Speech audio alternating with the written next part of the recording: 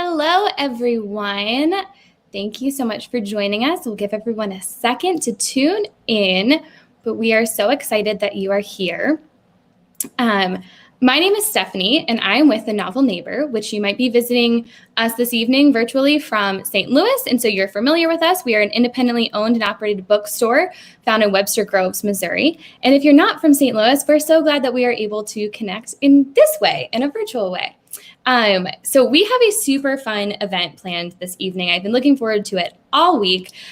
We are hosting an event with multiple authors. So we don't just get one tonight, we get three. And they are the authors of the new series, the Outdoor School series. And you can see them behind me.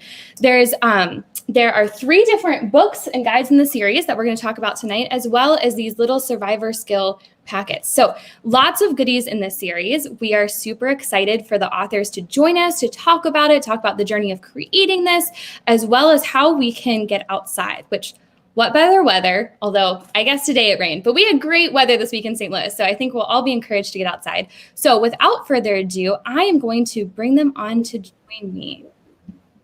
Hello, everyone. Hello. Thank you so much for being here. I hope everyone's doing well this evening. I think we'll start with doing some author introductions. If you could each go, I don't know if you actually see yourself in the same order that I do, but Jennifer D, if we want to start with you and go to Mary Kay and then Jennifer S, tell us a little bit about yourself and which part of, as we mentioned, there's 3 books, but which part of the series that you helped create. Awesome. Hey, y'all. I am Jennifer Pharr Davis, and I am one of the authors for Outdoor School Hiking and Camping. I got to co-author this book with one of my closest friends. Her name is Blevins, and she's unable to join us tonight. But when I heard about the project, I was super excited. But I'm not a full-time author because I run a hiking company in North Carolina. So I needed some help, and I pulled in my friend Haley. She has 10,000 plus miles of hiking and backpacking experience, and she was a teacher for this age group for 14 years and like teacher of the year. So she just knew the voice, she knows the content, and then I have about again, like 14,000 miles worth of experience. And we love getting anyone outdoors, but I think especially kids, because you don't have the same hurdles a lot of times that you do with adults. They don't have the built up fear or preconceived notion of the outdoors, and they still have this really innate curiosity. So we're really excited about the project and thrilled to be a part of it, and so happy with how it turned out.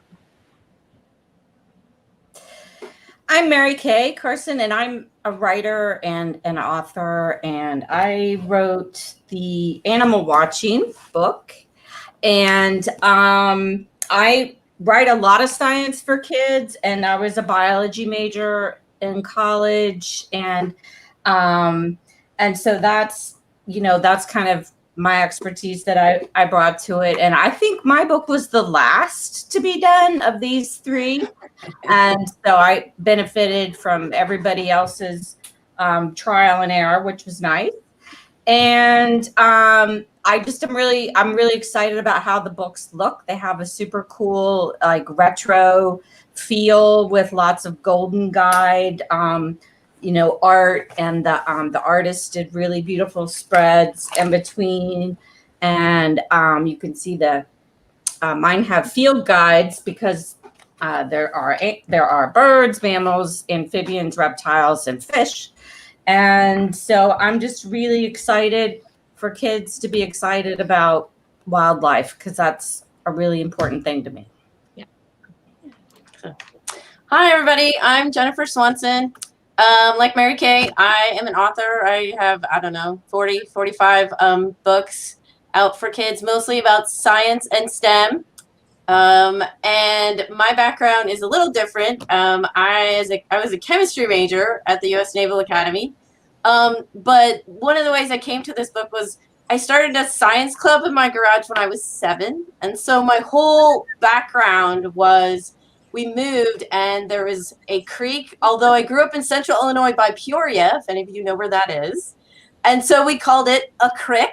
Anybody called it a crick? Yes. Okay. So we had a crick in our backyard that went all through the town. And back then you could run around and do anything as a kid, right? So we were always out there following the creek and in the water, out of the water, up the trees. And so I did the rocks, fossils, and shells. So I had a rock collection. We had shells from the creek. We found a couple of arrowheads. So we didn't find any really big fossils. We did find a cow skull. Which was like our prize in our garage science club. Somehow it didn't make it from one house to the other. I think my mother had something to do with that box not making it on thing. But I spent my whole life outside. I was a Girl Scout, for any of you that went to Girl Scout camp, right? And we camped out and all this kind of stuff. So for me, doing this book was really cool and brought back so many fun memories of being outside in the outdoors. I now live in Florida, so outdoors are great, except the summers are brutally hot. So I kind of miss all the woods and especially the fall. But I think these books are amazing. I agree with what Mary Kay and Jen said. Audot has done such a fantastic job with these books. They're so cool. And they have journals, which, hello, I had a journal when I was a kid. And now you can just write in the book and take the book with you. And it has all the directions. And there's tons of like rocks. So you don't have to go, oh, what is this rock? You can look it up. Yeah. So I'm really proud to be a part of this series. I think it's going to be lots of fun to get kids outside, right? And have fun. Yes. Well, thank you so much for sharing that from everyone. The books are, like you said, really awesome. Jennifer S., your story reminded me that my brother was a geology major, and I remember him coming back from a trip where we picked him up from the airport, and like he came back with a whole entire like new bag of rocks and fossils that he had picked up from a trip out west where like he had lugged it all the way across the airport. My mom was like, what are you doing? Like, where are we all of this? Like, oh yeah, room in your dorm room. So I'm sure you've sparked lots of memories of collections with that story for sure. So we were talking about the insides of the book, which they are super, super cool. And I was wondering if you could tell us a little bit of, did you know what the final format would be? Or like, how did you go about creating content for this? And did you work with the illustrator at all? Because I know sometimes authors and illustrators work together, and sometimes the work is completely separate, and then you get to see the final packaging. So throwing that out there for anyone to comment on, no one in particular. So I think, Jen, you and I think we probably started first or whatever. And I was basically like, my editor was Justin Krasner, can I just say that it got to the point where we would email each other rock puns back and forth. It was hysterical. But they basically said, hey, write a kid's book about rocks. That's about all that I got. So I don't know if you got more, Jen, direction, but it was kind of like, see what you come up with. We'll see what they come up with, and then we'll take it and mash it together. Yeah, we were really early on.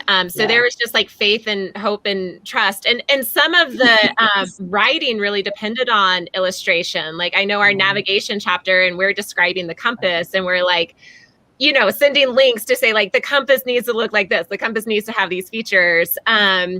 But I don't think overwhelmed is really a strong enough word when I saw the illustrations, like a leaky. I mean, it is so graphically stunning, but also accurate. And the way she tied it into the writing so well, it's just a testament to how talented she is. So I was completely blown away, even though it was done pretty separately for our project. Yeah. We had a lot of, let's face it.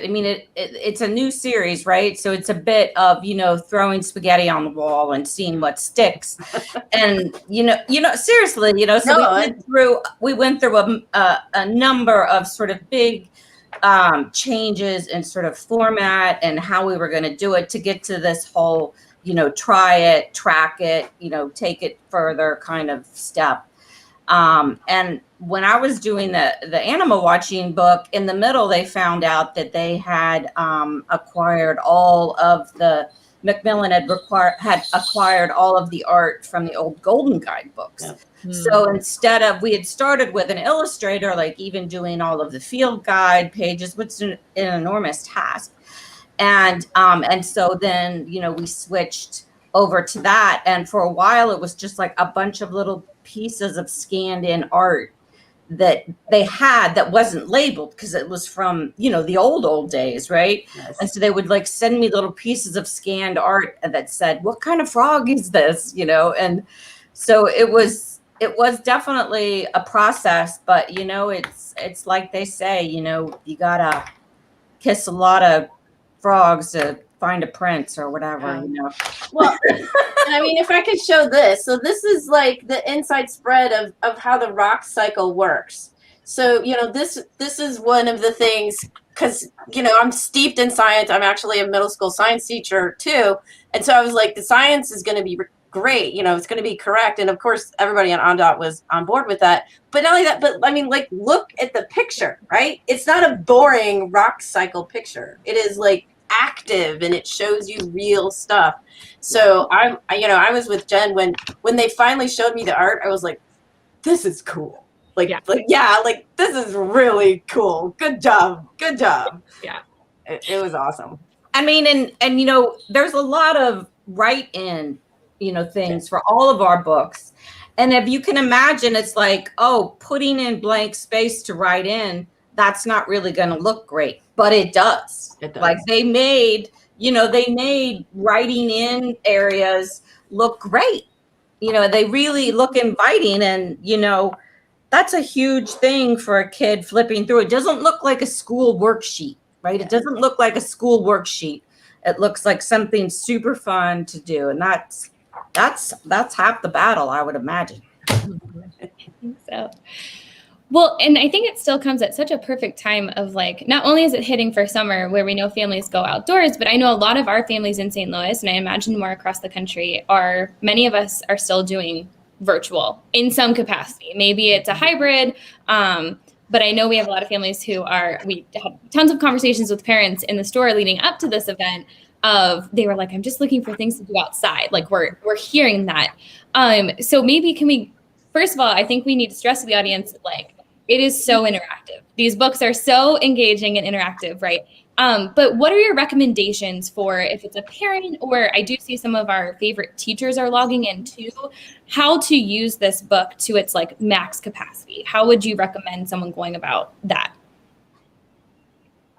Well, I'll say, like, a year ago when COVID hit, I think I asked Natalie, who was the editor at the time, I was like, can we please crash the book? Like, I know the illustrations aren't ready, but like, I need this right now as a crutch. I have a 4 and 8-year-old, so they're a little young, but they're also very avid hikers, and they love the book. And so, so much of it treats the reader like someone who is a self-directed, mature young adult. And I think that voice and tone is really important because it makes the reader feel confident and empowered to learn these skills. And so my book has close to 60 chapters, and every chapter, it covers a skill that is important to hiking or camping.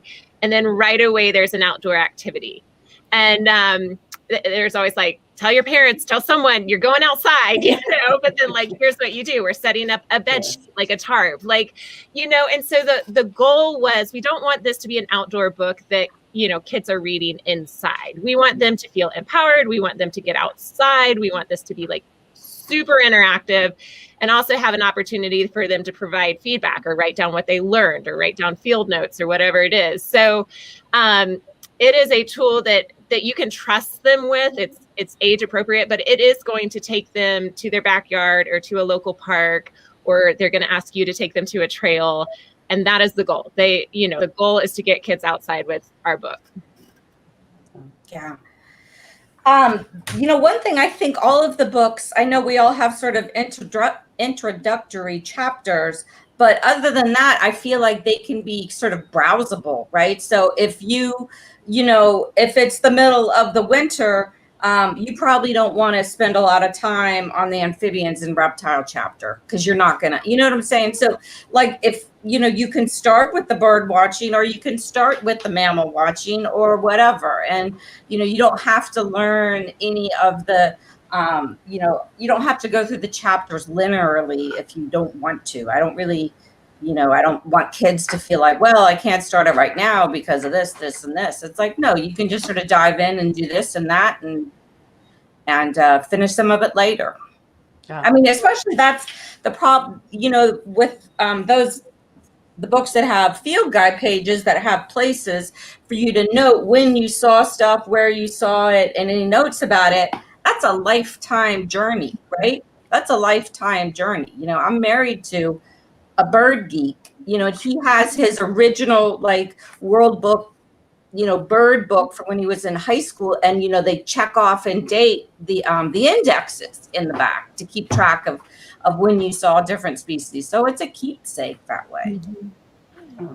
Well, and I think like in my book, probably in every, there's experiments. So if you're a teacher and you're looking for fun ways to do the rock cycle, or I was just looking at the fossil chapter, it's make your own fossil dig. So, you know, go in the backyard. Again, ask your parents first before you can dig up a tiny little square, you know. And so we talk a little bit about archaeological digs where, you know, you actually lay the string and you do all this kind of stuff.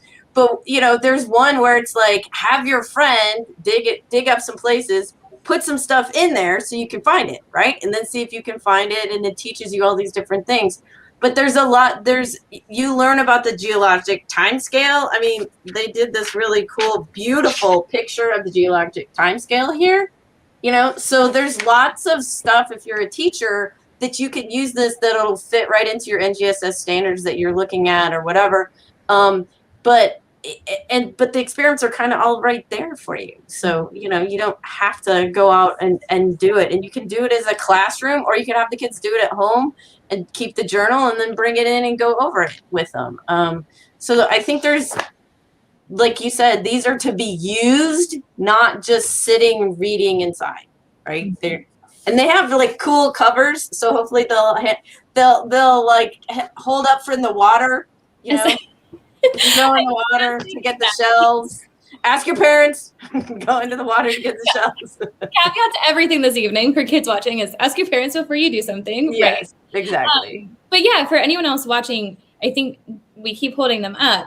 And just to be clear, it might look like a paperback if you haven't physically seen the book yet, but it's a sturdy cover. Like this is not a, and it has edging to it and all kinds of other things that make it very durable, that hopefully it becomes, Mary Kay, to your point, it can become a keepsake too someday of this time. Yeah. So for families who might be watching and are like, you know, I think one thing is some of us were already into the outdoors, and then some of us might have gained an appreciation for the outdoors over the past year, especially when it was taken away from us to a certain extent, right? Yeah. And rediscovering that. And so what advice would you give to a family who wants to do more outdoor things, but doesn't really know where to start and finds it intimidating?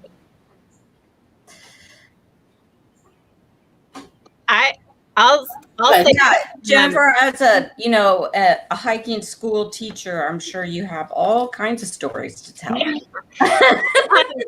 Most people sell themselves short. We start there. Merriam-Webster defines hiking as a walk in a natural setting. So all the time people are like, I'm not outdoorsy, I'm not a hiker. And we're like, have you walked on a greenway? Have you ever planted herbs in your windowsill? Like there's so many different ways to engage with nature and the outdoors. And usually people have some of that foundation without giving themselves credit, because in this media world we live in, we think we have to be on top of a mountain, you know, looking like a Patagonia model. And if we don't, then we're not outdoorsy. And it's just not true.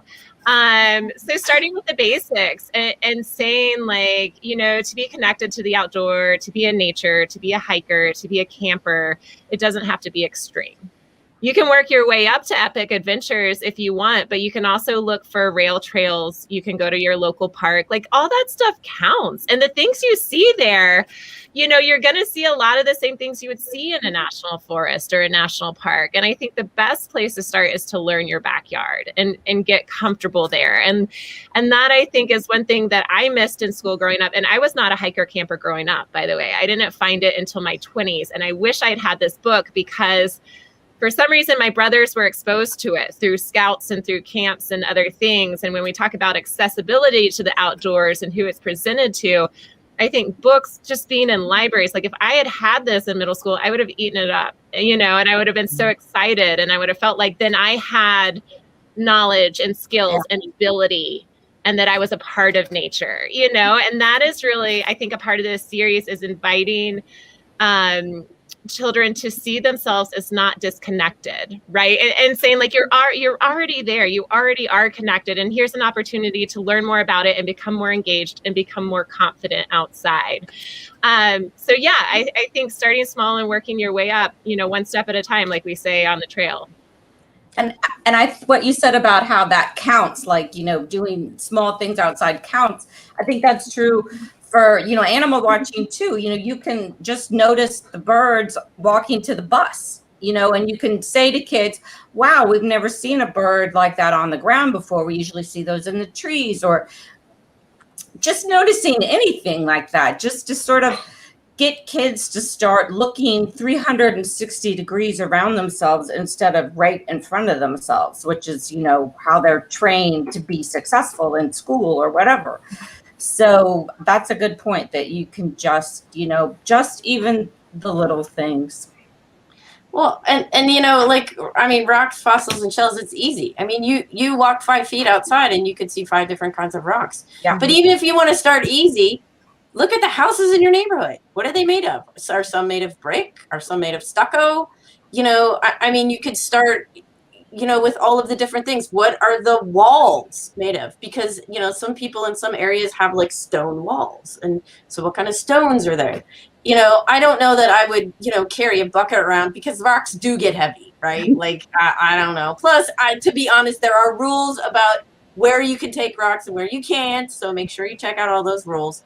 But, they're everywhere. And if you go out, like driving around, and you go to a different place, be like, okay, well, what do we see about the rocks here versus the rocks at our house?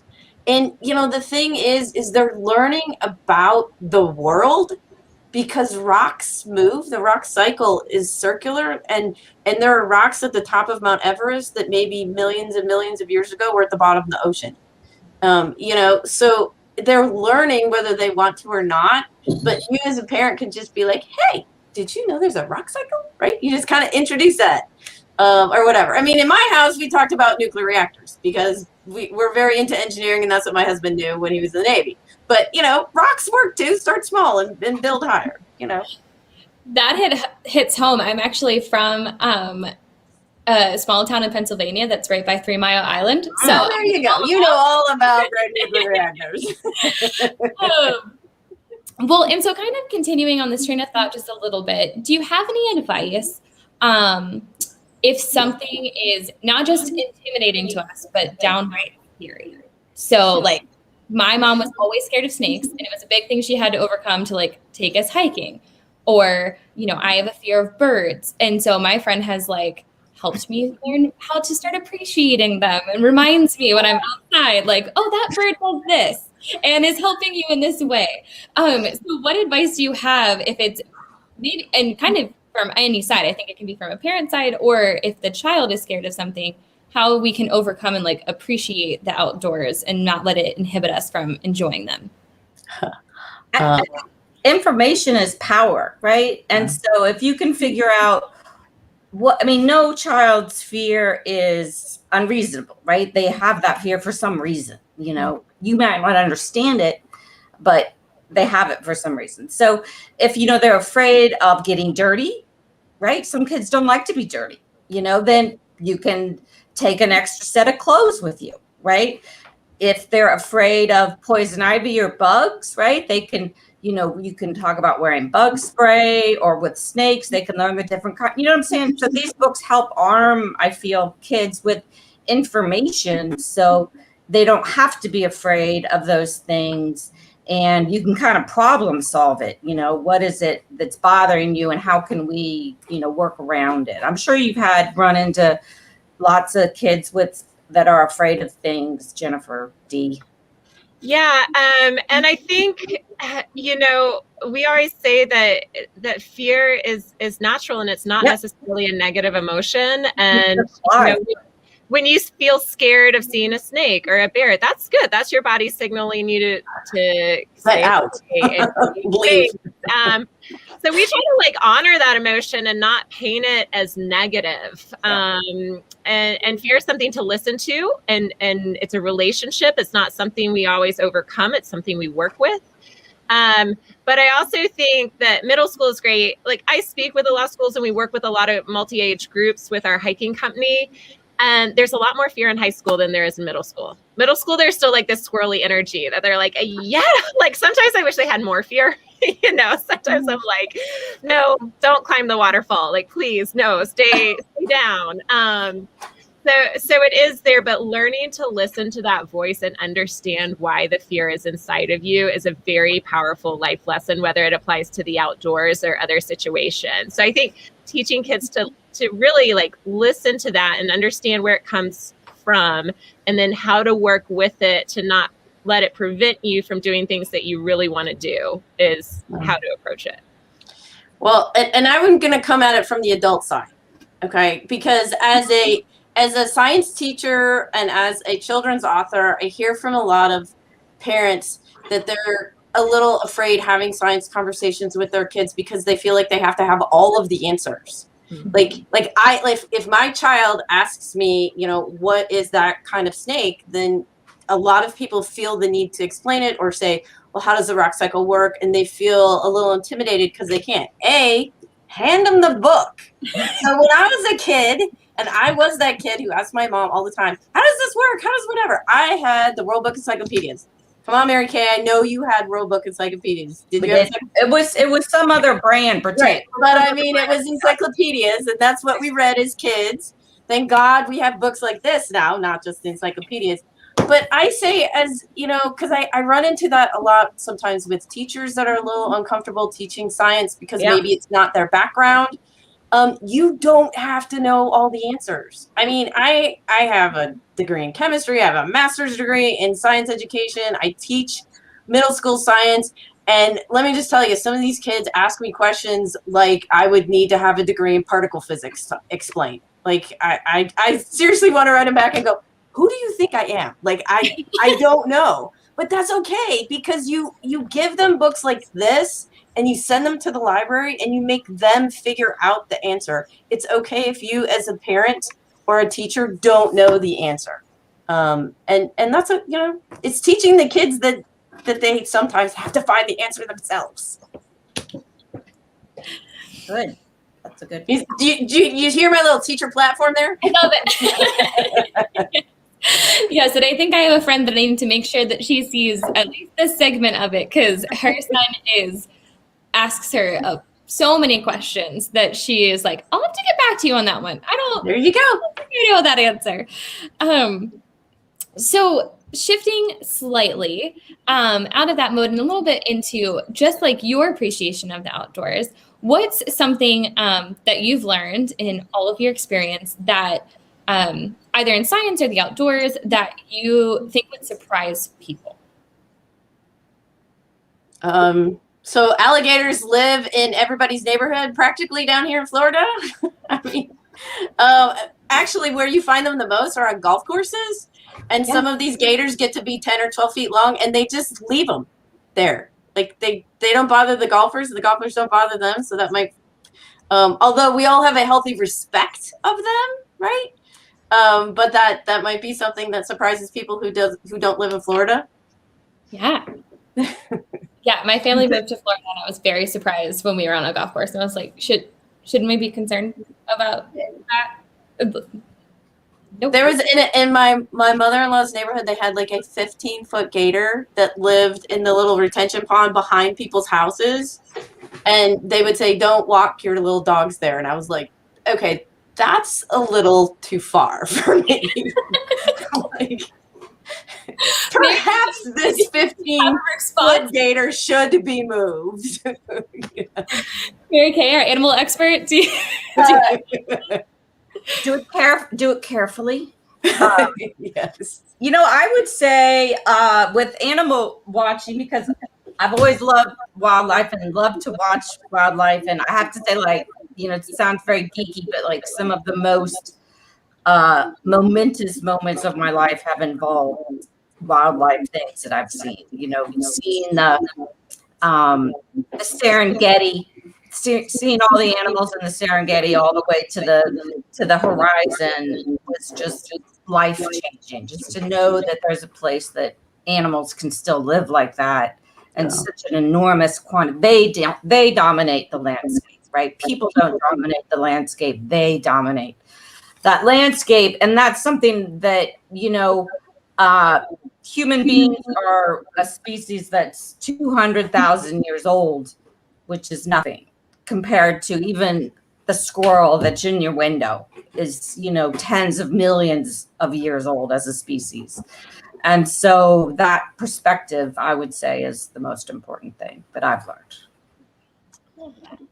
Yeah. And I think with hiking and camping, when I first learned that you can hike and camp for more than a night or more than a weekend, and that you can go actually for like weeks or hundreds of thousands of miles, and people hike the Appalachian Trail through 14 states or from Mexico to Canada. And when you start to learn that there are really trails all over the world, and so learning this skill to me is very much like learning a language, because it opens up, not that necessarily you will learn how to hike and backpack and then just take off for months at a time, but it really does like open up the world to you and open up the country to you in a new way. And you're going to see things that other people don't see. You're going to understand things differently.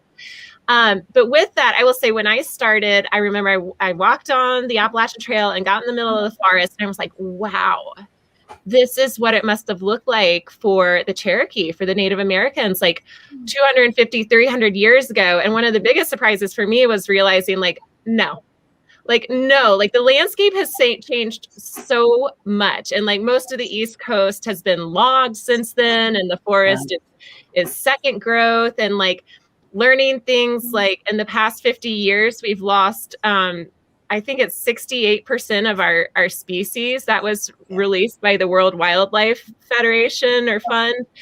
And so this is about conservation. Like these books are all about engagement, and it's all about knowing what's outside your window or your back door.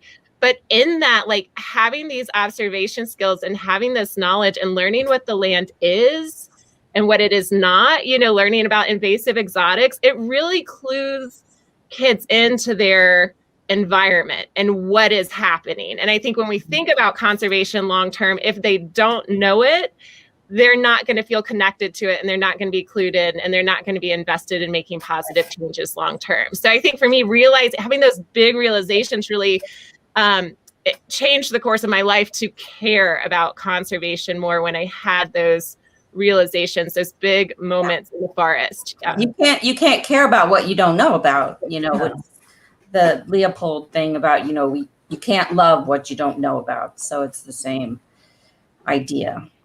Yeah.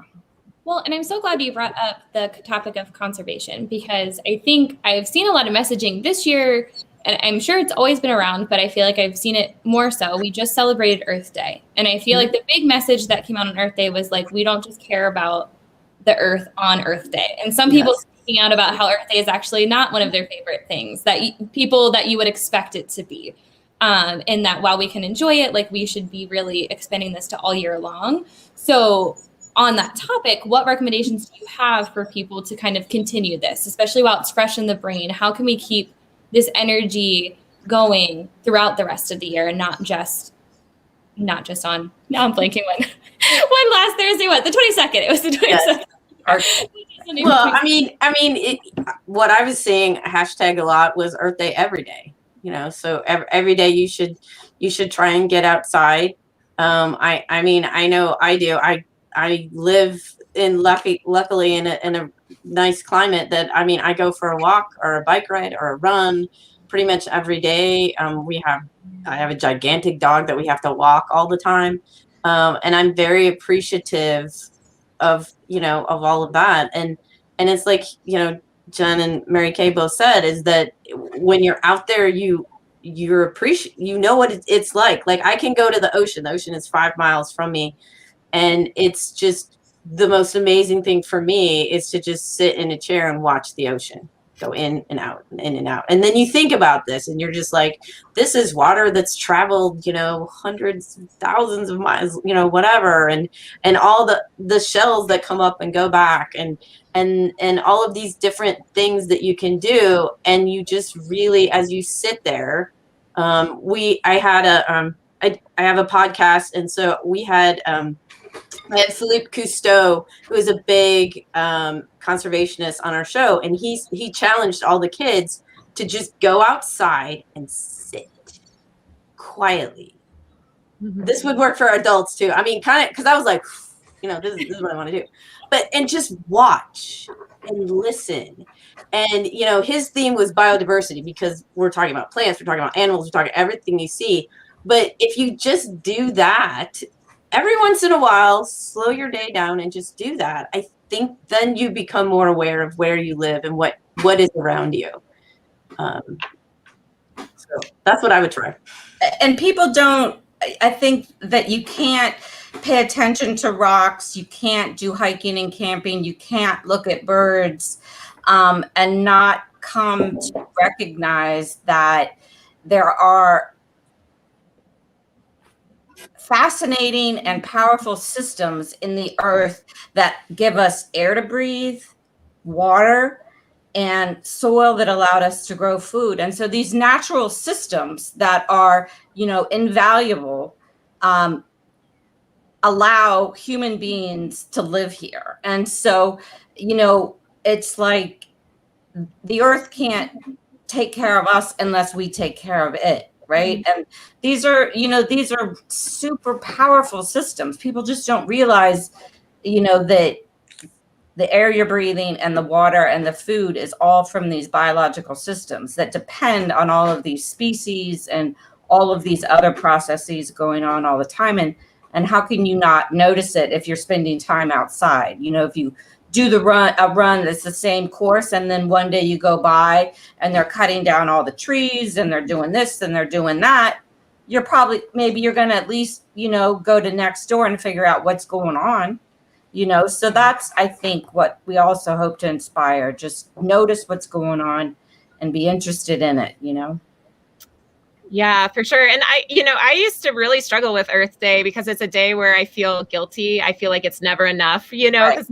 you read the studies, the scientific studies and the research and what is happening so quickly now.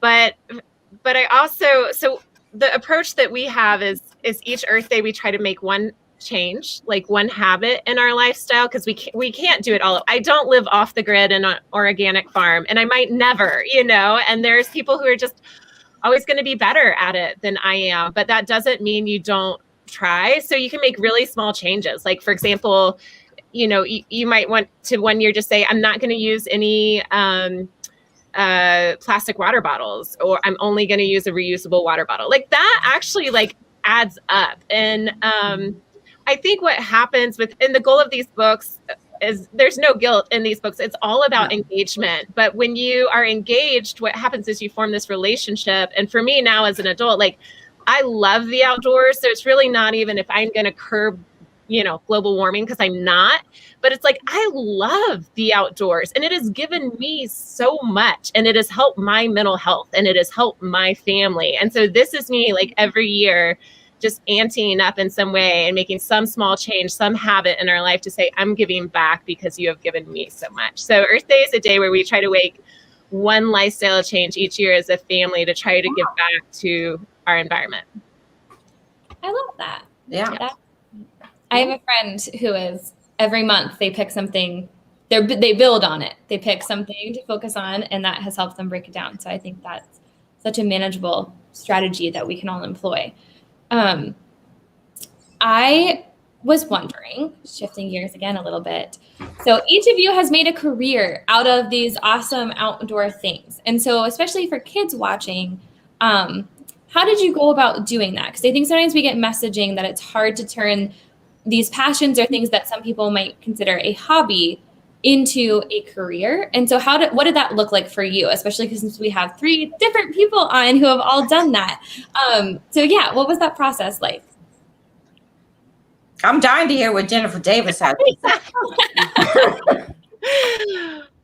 Well, I started at 21 learning how to backpack, and I will say being comfortable learning how to live in a tent is a good start for launching a career into hiking and backpacking. But I do think learning how to live simply was important for me, but also empowering in the sense that when I was 21, I hiked the entire Appalachian Trail. And I was like, well, if I can do that, you know, I didn't know about hiking before I started, but I learned from my mistakes. I made it to the end. It was so powerful. And I saw all these other people have these powerful experiences with nature that were different from my own, very different.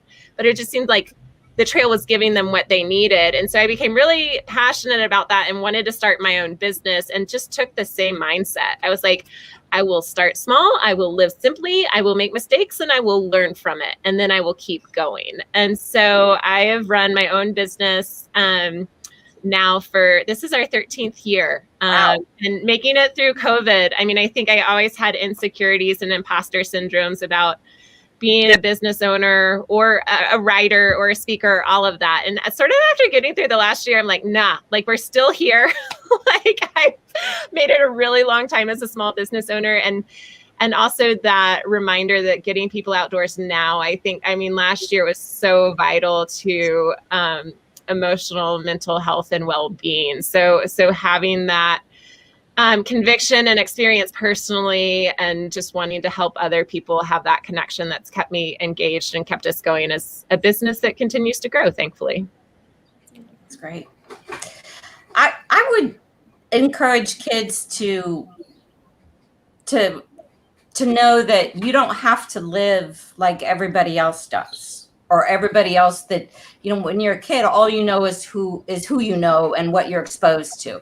But no matter how you live or how you see people around you living, that's not something that you have to do. You can do things differently if you want, and that's okay. And I think that's really important for them to know that they can carve out their own little niche in the world and do things however they want to do things. And I feel like I was able to do that because after college, I was in the Peace Corps for a couple of years. And, you know, there's nothing like having to carry your own water and living without electricity and no phones. And this is before the internet, you know, to make you realize that you have it really good. No matter how bad you think you have it, you don't have it that bad, right? You know, in most places, you break your leg and your family starves, right? So whatever happens, it's like just not that bad. Like you're going to be fine and you're going to make it. And, you know, you can do things your own way. There's no rules. You can make your own rules. You can make your own rules. And I would say that don't feel like that the path that you choose is the one you have to stay on. Mm-hmm. You know, so I mean, I look at, you know, I went to the Naval Academy. I was in the Navy for 5 years, and then I was a stay-at-home mom for a long time, and then I, you know, was a teacher, and so your life can go like this, right? And then all of a sudden you just like you all put it together. And so I had always my whole life kept journals. I had been outside. I had loved science, you know, and then finally, you know, like right at the end of my 30s, beginning of my 40s is when I was like, oh, I'm going to write science books, right? And so, boom, off your career goes this way. So don't feel like, and even if you're quote unquote stuck in a job, you know, if what you want to do is hike, then hike on the weekends, right? Like make the plans to go out. And I mean, that's what I would tell kids is, you know, because I feel like having had 3 kids go through college, and it's really an intimidation thing when they're 17 and they're trying to pick their major, and they're just like, Mom, this is what I have to be for the rest of my life. What if I don't want to be a civil engineer? You know, and I'm just like, well, then that's what you'll train in.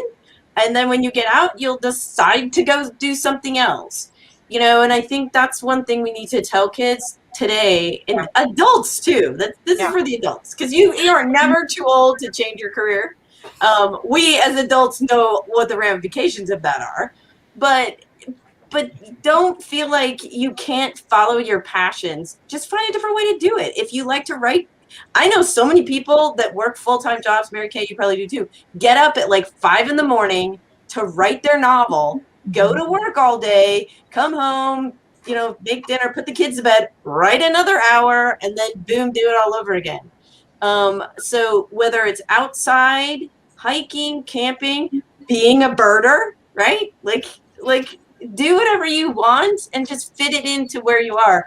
And eventually, if your passion opens up like mine did to allow me to become a writer, then follow that.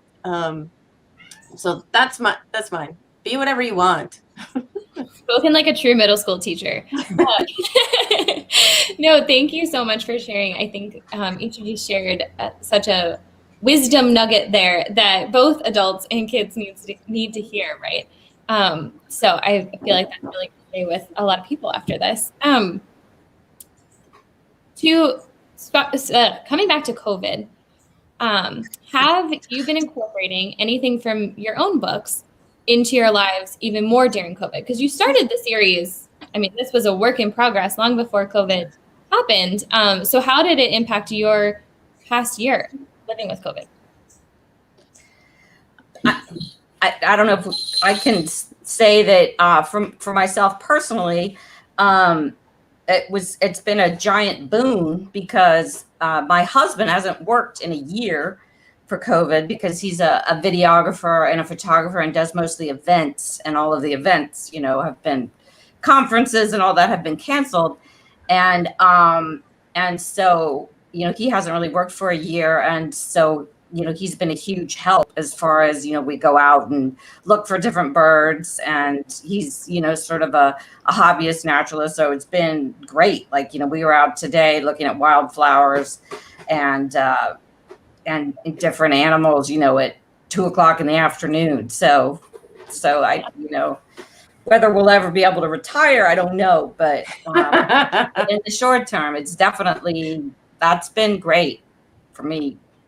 Yeah. I mean, I think, so my full-time job is, I am an online teacher. So I'm in this chair like 8 or 9 hours a day normally. So for me, in that aspect, COVID didn't change a whole lot, other than all of a sudden, instead of all of the book festivals that I was traveling to and the conferences, we're now on here, which I could be done with, quite honestly, and get back to real events. But the one thing that it did is it kind of almost took me out of the house, which seems opposite. But I was so desperate. Once we were in the house, right, then I was desperate to get out of it. So we started going on little trips kind of to some parks and looking for rocks. We'd go to the ocean more and stuff. We were a little bit more open down here in Florida. Jacksonville is a bigger, wider city. We were safe the whole time, but I actually felt like we got out walking and I noticed the stuff around my house more, like in my area, instead of just being stuck in here all the time, or leaving the city to go to somewhere else. We actually saw more things around where I was. That's cool.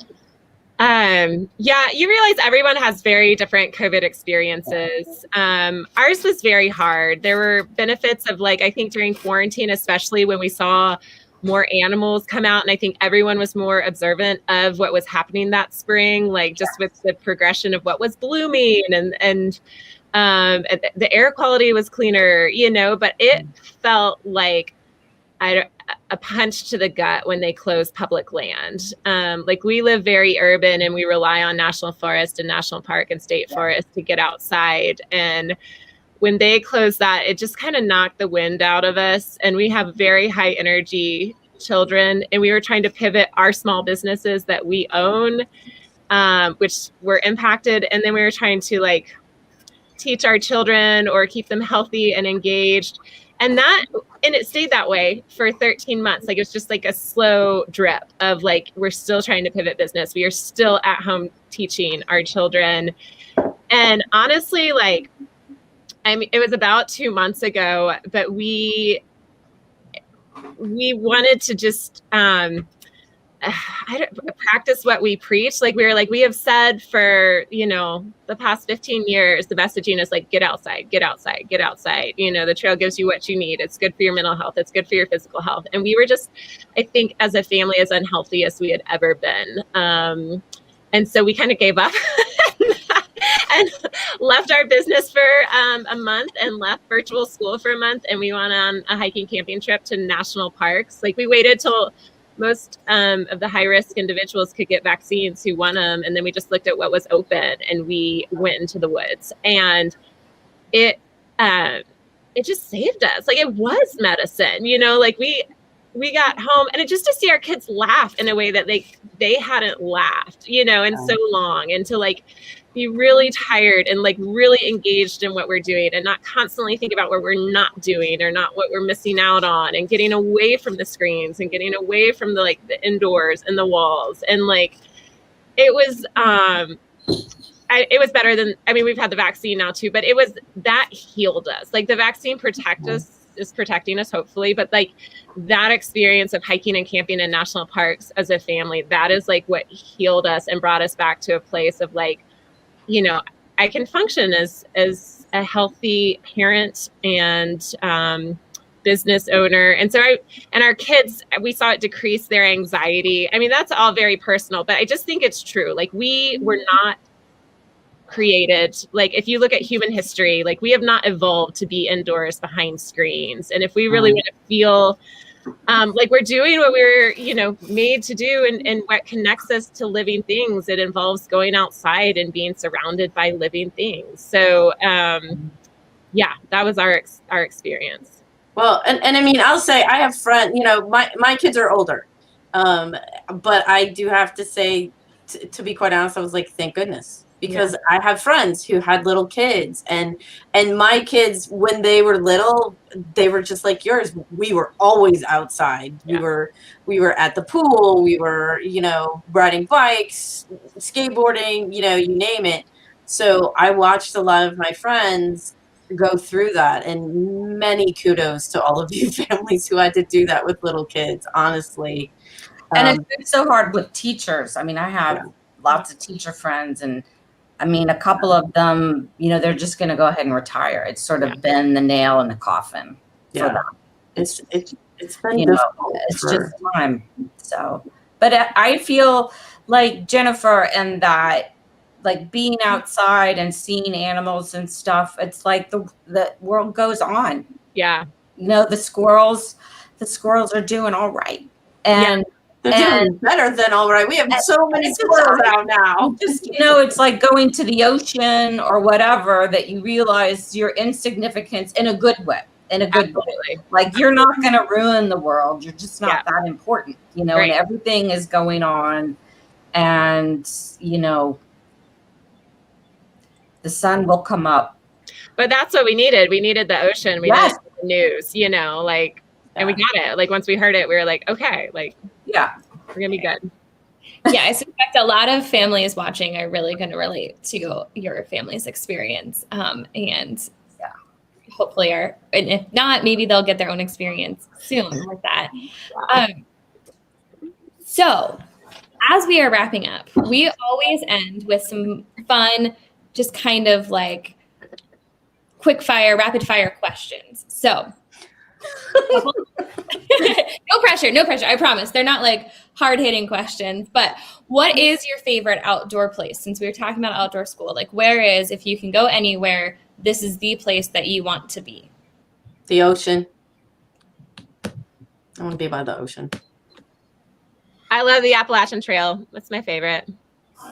I really love, we have the Little Miami River here, a small river, and kayaking in the sycamore trees and all the different birds and plants. It's just so diverse.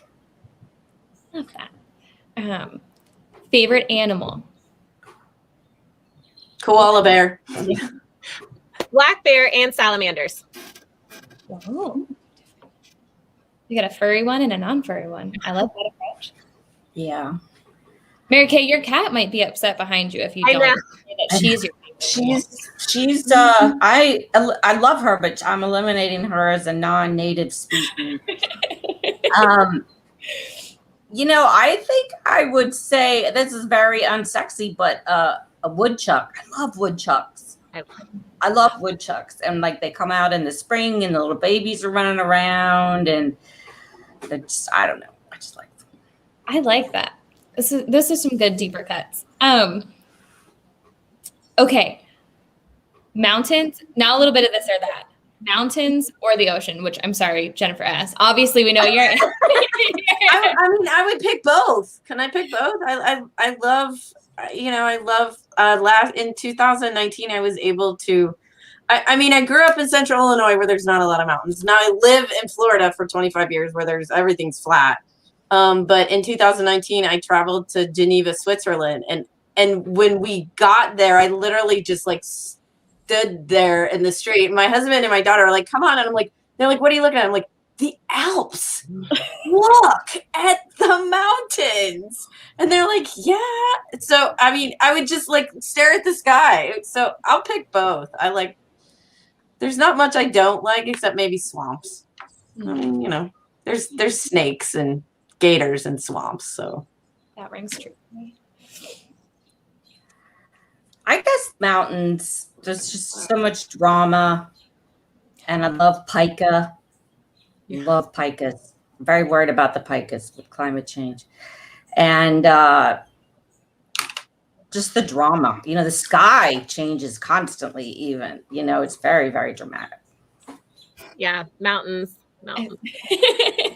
Love that, mountains. Okay, and it's okay if you haven't been to these places, but putting continents in battle with each other, South America or Asia? I guess South America. I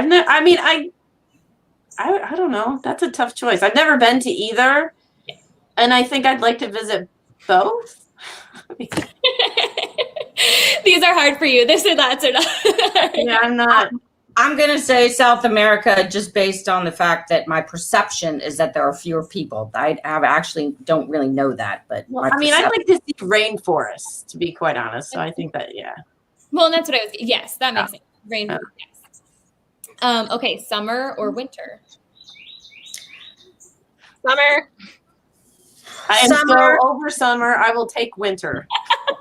In Florida. Is that winter in Florida? I'm over summer. It's around all the time. I want winter. Is it winter in Florida, though, or winter in Peoria? No, real winter. Real winter. Oh.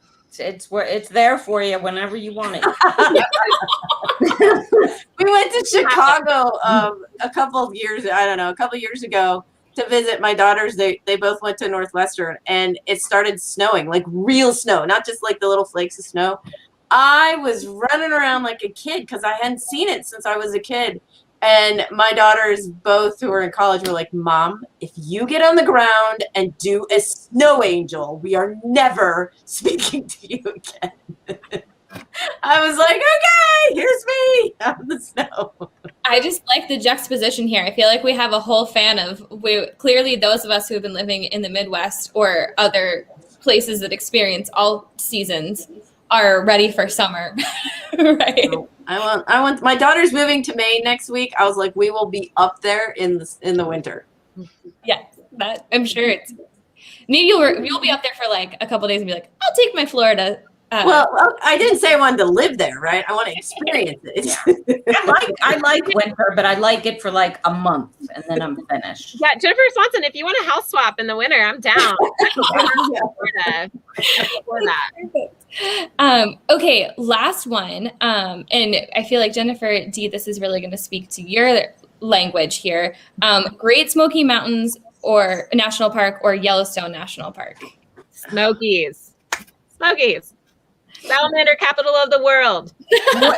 There's more tree species in the Smokies than in Yellowstone. Yeah, it's a global biodiversity hotspot. Like, it's amazing.